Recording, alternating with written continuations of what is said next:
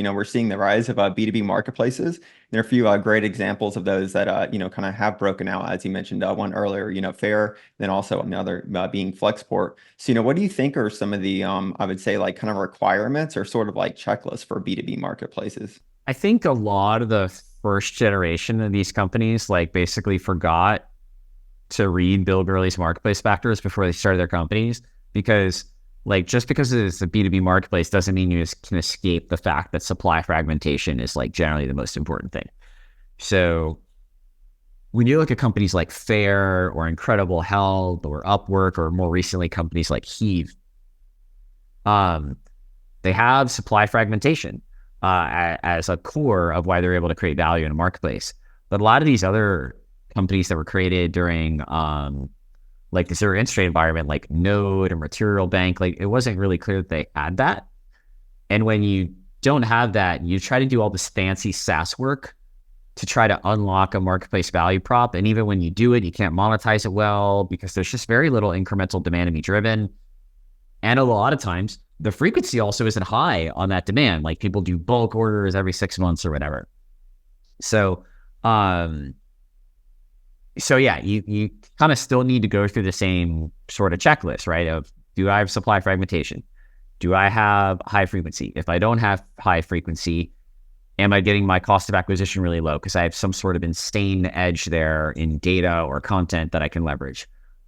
Usually that's hard in B2B because you're doing sales. So then you're like, okay, can I have a very high AOV? Usually easier in B2B. But then it's like, well, can I have a high take rate? And it's like, probably not, especially if supply fragmentation is low.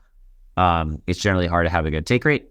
So I think one of the insights of Faire, right, is they took a B2B marketplace that normally would do sales on both sides, and they made it sales only on one side, using this Faire Direct program to make referral the primary lever on the other side. So that's the type of thing you're looking for. I'd say what's different about consumer marketplaces is generally B2B marketplaces require the founder to have deep industry expertise before starting the company. So the Faire founders all worked at Square for years before starting Faire. They've been working with small businesses a ton. The Heave CEO was the COO at a construction company before starting a construction technician marketplace.